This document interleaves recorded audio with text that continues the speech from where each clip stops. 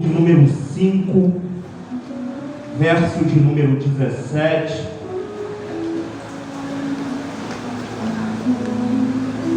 Glória a Deus.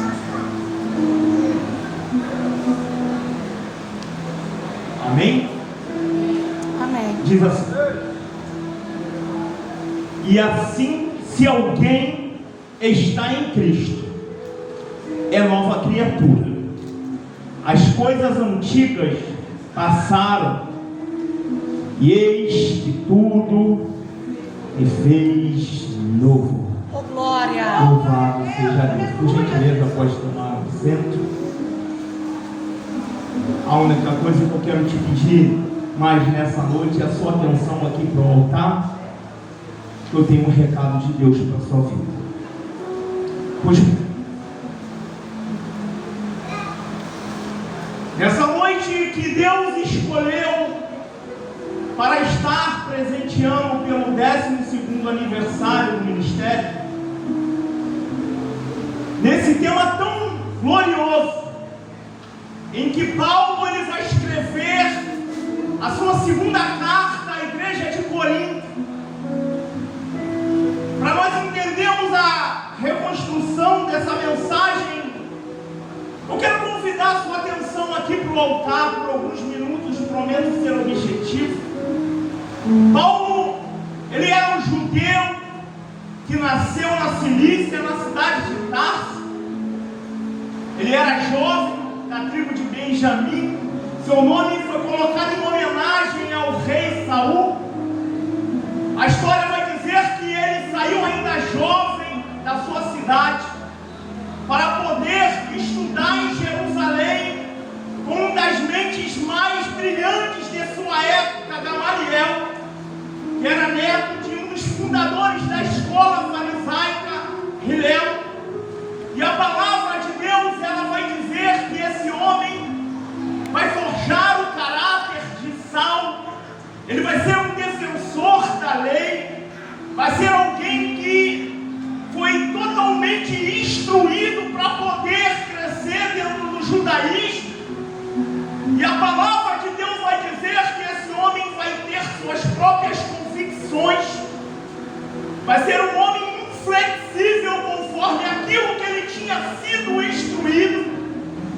E a palavra de Deus, ela narra a história desse homem, que quando ele começa a ouvir a falar de um grupo que está pregando o evangelho, conhecido ainda como grupo do caminho, na cidade de Antioquia, ele começa a levantar uma grande perseguição. E a palavra de Deus vai dizer que ele vai até o sumo sacerdote pegar uma carta para acabar com a igreja de Cristo em Damasco, porque as suas convicções diziam que ele precisava acabar com um grupo de pessoas que estavam pregando heresia.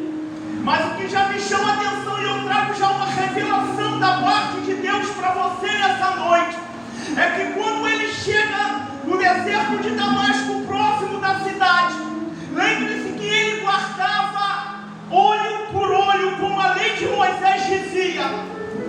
Quando ele vai procurar tocar nos olhos de Cristo, que é a igreja, a Bíblia vai dizer que Deus ele vai se manifestar para ele, porque todos sabiam que ninguém iria parar mais aquele homem. Mas a Bíblia vai dizer que antes dele tocar na menina dos olhos de Deus, Deus vai tocar nos olhos de Saulo. Nessa noite eu já trago algo de Deus para você nessa noite. Não se preocupe com aqueles que tentam tocar nos seus olhos, porque estão tocando na menina dos olhos de Deus. Águas em que somos correntes na mão do Eterno. Não somos como águas paradas, mas somos como águas que fluem de uma nascente, aonde Deus quer nos levar para fazer a diferença.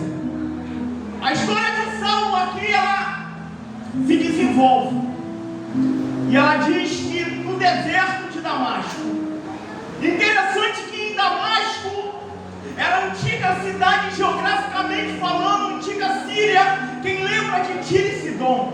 A cidade de Tiro, ela se levanta um rei conhecido como rei de Tiro, comparado a Satanás. A cidade de Sidom, onde vem os fenícios, aonde vem Jezabel, uma mulher influenciadora do mal. Essa cidade é destruída pelo Império Otomano, e essa cidade é reconstruída como a Decápolis, as 10 cidades, um braço das 10 cidades. A cidade de Damasco, o palco era totalmente montado para o diabo e os seus anjos caídos, porque eles esperavam que Saulo iria dar um ponto final à igreja de Cristo naquele dia. Mas a Bíblia vai dizer que naquele momento onde Cristo se manifesta, a palavra de Deus, ela vai trazer um facho de luz e uma voz que dizia: Saulo, Saulo, por que tu me persegue? A Bíblia diz que ele tem um encontro com Deus.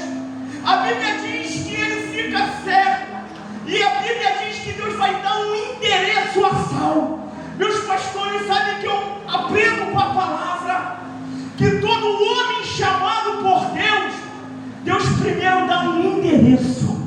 Todo homem e mulher chamado por Deus, ele tem um endereço espiritual. Ele não anda sem direção para um lado e para o outro. Saulo tinha um endereço para onde chegar. Ou seja, ele teria que ir para a casa daquele irmão que havia lá em Damasco. Mas a palavra de Deus diz que Deus já tinha preparado tudo. Porque uns, Deus tem que tirar a visão para poder enxergar, e outros Deus dá. Pastor, explica melhor. Quem lembra de Geazi? A Bíblia vai dizer que Geazi estava com Eliseu, e a Bíblia vai dizer que Deus vai dizer através da vida de Eliseu: Senhor, abre os olhos desse moço para que ele possa enxergar. Na vida de Saulo foi diferente. Deus não deu a visão para enxergar, Deus teve que tirar. Sabe por quê? Porque é soberba, nariz alto, subindo em salto, achando que as suas convicções eram melhor do que as das outras. Ou seja, Deus disse: eu preciso ter um encontro contigo hoje, rapaz, para poder quebrar esse ego, para poder quebrar essa soberba, porque aquilo que eu tenho na tua vida é muito grande, mas para mim fazer algo novo, eu preciso arrancar as convicções velhas. Glória a Deus. Oh, Espírito Santo. O texto vai dizer que ele se converte. Ele, na igreja de Éfeso, vai escrever a primeira carta aos Coríntios. Interessante que a igreja de Corinto tinha uns 9 dons. E a igreja de Corinto, ela cresce, ela desenvolve, mas o que faltava era maturidade. A igreja tinha os dons, mas o que faltava era a percepção de reconhecer que quando tinha para crescer, ela tinha que diminuir. Ela tinha que entender que a obra que Deus tinha na vida, através de Saulo, através dos seus ensinamentos, era uma obra para poder tirar, para poder receber. Nessa noite eu prego com o povo, como a igreja de Corinto. Eu prego com o povo, e me desculpe a sinceridade nessa noite, um povo abençoado por Deus, um povo que está caminhando para aquilo que Deus tem de melhor, mas o povo precisa entender que embora Deus te usa pregando, embora Deus te usa cantando, embora Deus te usa orando, você precisa amar o seu irmão, você precisa viver e superar as indiferenças, você precisa entender que para chegar lá no alto, para lavar nossas vestes diante do Cordeiro, nós precisamos entender que precisamos diminuir na presença dele. A primeira carta, Paulo vai escrever exortando. Paulo vai dizer para aquela igreja que estava dividida em facções, presa em adultérios, uma igreja que vivia vivia dentro de uma libertinagem. Paulo exorta, mas não é bem visto. Na segunda carta o inimigo muda, porque passa a não ser alguém que na verdade estava cometendo os pecados, mas Paulo vai pregar para o povo que vivia permitindo que os falsos ensinos entrassem dentro da igreja, permitindo que os falsos ministros entrassem no templo, meu pastor, porque Paulo procurava trazer para aquela igreja entender que ela precisava viver algo novo, era necessário tirar do seu meio as mazelas, precisava tirar os judaizantes que queriam judaizar o cristianismo. E a palavra de Deus diz que Paulo ele começa a exortar, ele começa a dizer para aquela igreja: vocês não precisam se diminuir para caber no mundo dos outros, vocês não precisam se auto-sabotar para poder, na verdade, permitir que você seja aceito por outras pessoas. Mas o que eu preciso, Saulo? Eu preciso, o que a igreja precisa? Ela precisa entender que tem que haver um novo Gênesis, meu pastor. Um novo Gênesis não do lado de fora, mas do lado de dentro. A mudança não é estereótica, mas a mudança é o interior, é de dentro para fora. Vocês precisam entender que o novo que eu quero fazer não é aí fora. Aí fora é consequência do que eu quero fazer aí dentro de vocês. Maravilha! Eu preciso fazer um novo Gênesis, Corinto. E para fazer um novo Gênesis, a Bíblia vai me levar a Adão, que tinha 100% de intelecto, 100% do vigor físico. Adão, Deus vai dar a ordem para ele colocar o nome em todos os animais. Seu intelecto era perfeito. A palavra perfeição na raiz hebraica significa completo. O vigor físico de Adão, Deus permitiu que ele dormisse para poder criar a mulher de sua costela, porque Adão, ele não sentia sono, ele não se cansava. O que Deus estava dizendo para a igreja de Corinto é: eu preciso fazer um novo Gênesis, eu preciso fazer um novo Gênesis, uma nova criação, e essa criação eu preciso fazer a partir de dentro de cada um de vocês. O que o Espírito Santo de Deus fala ao nosso coração nessa noite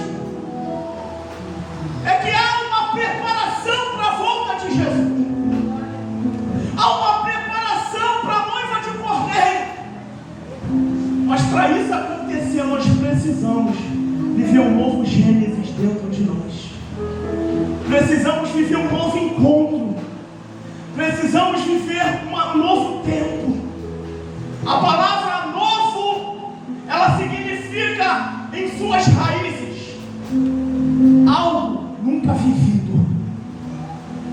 Quantos de nós nessa noite estamos vivendo como um povo no deserto? Estamos rodeando, estamos andando para um lado e para o outro. As coisas só podem mudar se as nossas escolhas forem diferentes. Tem coisa que a gente ora para mudar e Deus vai mudar. Tem coisa que a gente busca e o Espírito Santo de Deus, ele vai transformar aquilo que a gente não pode mudar. Mas as nossas escolhas, os nossos plantios são responsáveis pela nossa colheita. Paulo ele exorta a igreja: vocês precisam viver algo novo. Como já foi muito bem falado pela missionária Adriana sobre a mulher que toca nas vestes, essa história me chama a atenção. Quando se fala de algo novo, ela veio de uma linhagem, de uma família aonde Davi vai chorar no túmulo lá atrás, 2000 anos antes, quando o seu general vai matar o general de Saul, quando tentou se aliar. A palavra de Davi foi dizer: não vai faltar fluxo de sangue dentro dessa família. A primeira geração perece, da segunda, terceira, quarta, quinta, sexta, sétima, oitava e a nona geração perece. Quando chega na 10ª geração, surgiu uma inconformada com a situação que estava vivendo. Ela queria viver algo novo. Ela precisava viver algo novo. O que estava matando aquela mulher não era somente a enfermidade, mas era um ciclo vicioso que ela vivia. Então ela vai tomar uma atitude em meio à multidão. Ela vai até Jesus e ela vai tocar nas vestes, na orla de Jesus. Para viver algo novo, nós precisamos vencer primeiro a nós mesmos, o nosso interior. Para viver algo novo, precisamos mudar as nossas escolhas.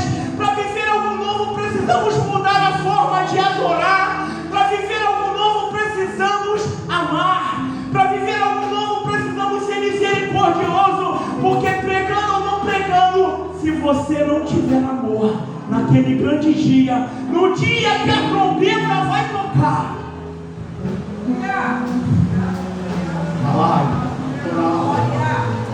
glória a Deus. O que eles queriam tirar da igreja de Corinto era a sua identidade. Quantos de nós nessa noite estamos aqui? Uma condição parecida. Eu confesso para você que eu vivi uma época muito difícil, não longe, que eu saí do CPI do Ronaldo Gazola, com a minha família já totalmente desconjuntada para o ouvido médico. Se eu transferir esse homem, ele morre. E se ele ficar, não tem tudo suficiente para colocar. Nesse período, eu lembro que eu fiz uma última oração agradecendo. E na madrugada do sábado para o domingo, os médicos não souberam explicar. Quando 13 litros de oxigênio que eu usava voltou em ar ambiente. Porque na oração que eu fiz, eu pedi para viver algo novo, pastor. Eu não quero voltar para ser o mesmo. Eu não quero voltar para ser um religioso. Eu não quero voltar para pegar o microfone para pregar e para ganhar curtidas no Facebook, nos status, e a minha vida continuar da mesma maneira.